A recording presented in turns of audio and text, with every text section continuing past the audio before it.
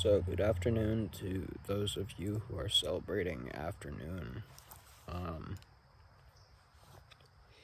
but today I just wanted to talk about the importance of Joey and why Joey is culturally and for music and the industry as a whole currently a very important part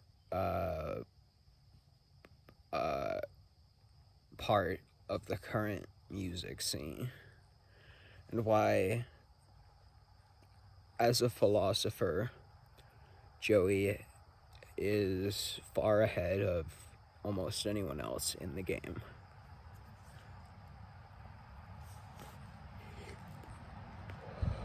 So Joey,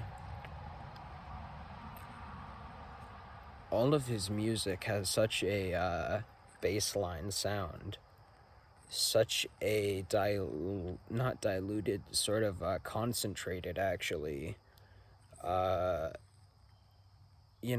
rap formula, and such a concentrated version of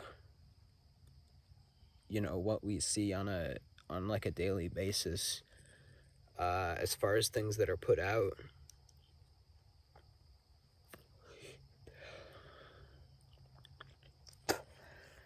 All of his shit is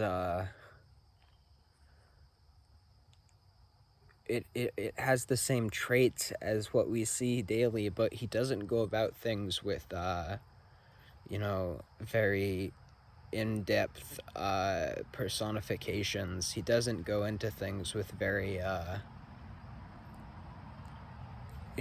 wild metaphors. He states things both in terms of classic style parables and metaphors, very different from what we see in I don't know, something like I think it was Gucci Mane who said, I put the real in gorilla on Champions, the good music song.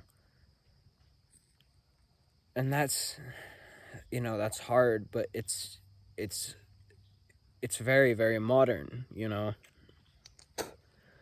Joey states things in a very plain fashion. He just describes how he's feeling. To say it like a movie, this movie, that's just sort of a very basic, like modern observation.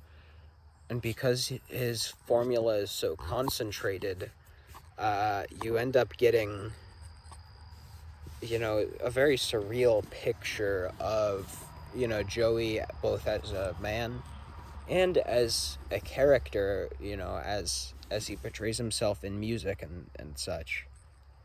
And, people say, obviously, this is a, joke shit, and look, Joey did the Sam Hyde song, what was it, like, she drippy drop on my kicky cock, where Sam say that shit. He's in that song, and that's, obviously a silly song, it's a joke, but he's done music for so long, and he's put out things, just to the point where he is in a lot of ways the character. So it's like he is living a movie because he is portraying himself in this light as, as Joey, like as the character that, we see in all of his work.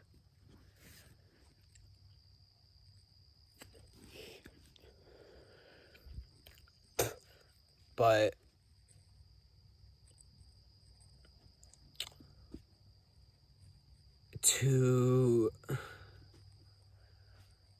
it's one thing to write songs and then, go out and be a completely different type of person. I've been listening to some 6ix9ine songs from a couple years ago, that I liked then.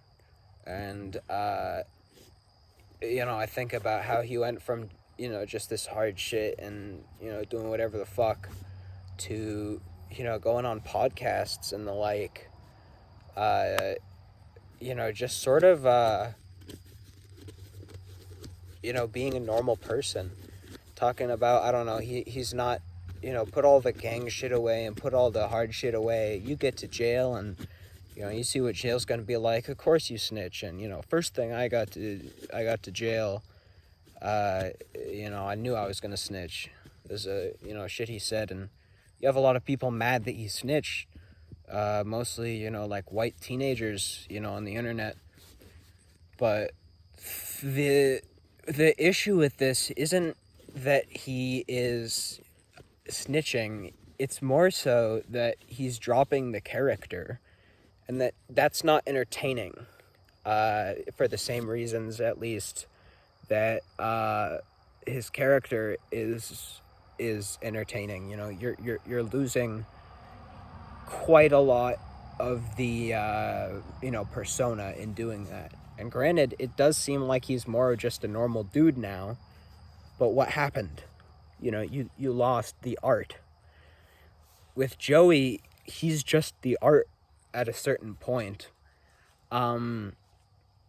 People, you know, will say like, you know, met Joey and it was great, and or, you know, I met whatever member of Shed, it was great.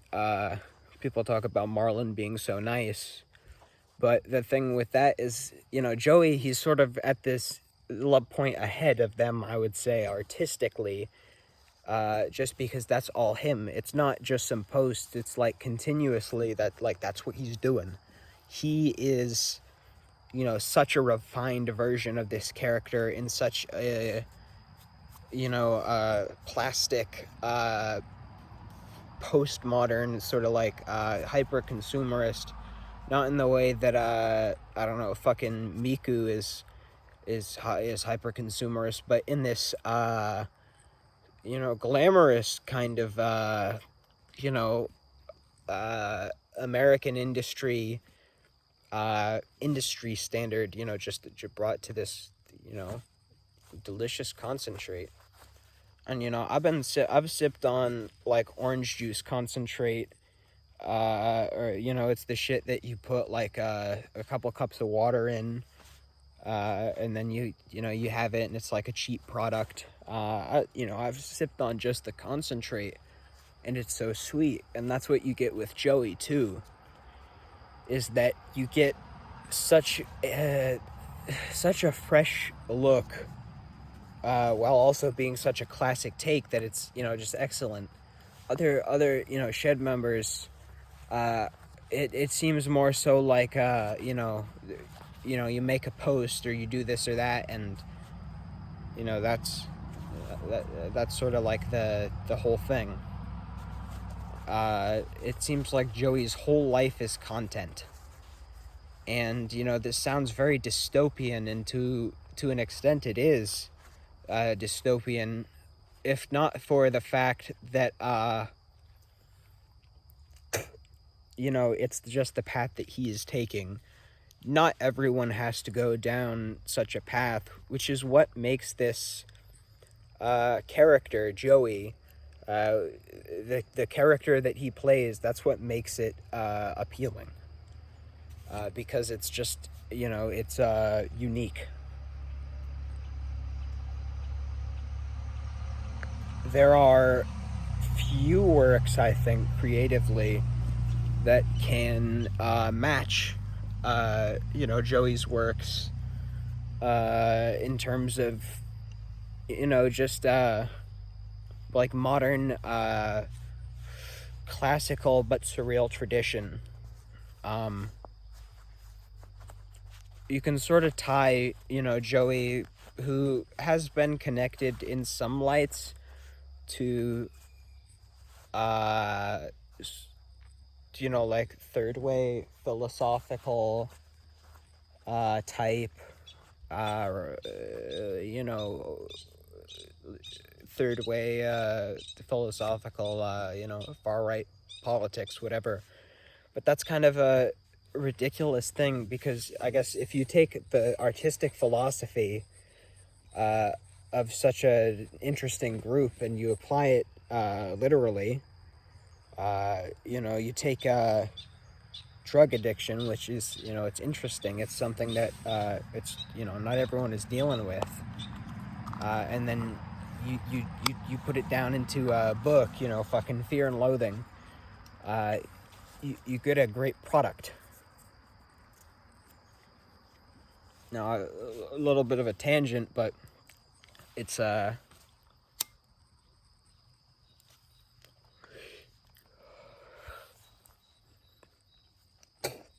it's sort of just a testament to how deep this thought goes, because you talk about a lot of artists and you can sort of summarize everything very quickly. I love Ye, but you can put Ye's whole thing into he's chasing greatness, and he is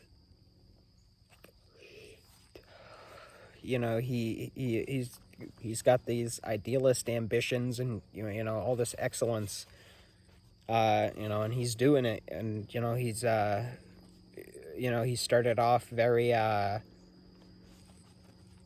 connected to the common person, but he's gotten larger than life, and he foreshadowed this with the song Flashing Lights, and his marriage to Kim as a public spectacle. And you can just talk about this, but with Joeyy you start getting into this deep philosophical rabbit hole, which is it's very hard to look at in a single sitting, without creating some 8-hour-long video essay. But if you take Italian fascism, you look at the philosophy of the Italian fascists in two pieces. You look at the futurists, and you look at sort of the hyper-traditionalism and the, compression, I guess, of traditional values and ideas. You can apply this same formula to Joeyy, which sort of shows that I don't know, there's so much depth in what he's doing. It ties back to it's very culturally important ideas and systems of thought. You see the same system of thought manifest in modern music, and in Joeyy and in Shed Theory, and I would say in B.B. Goyard.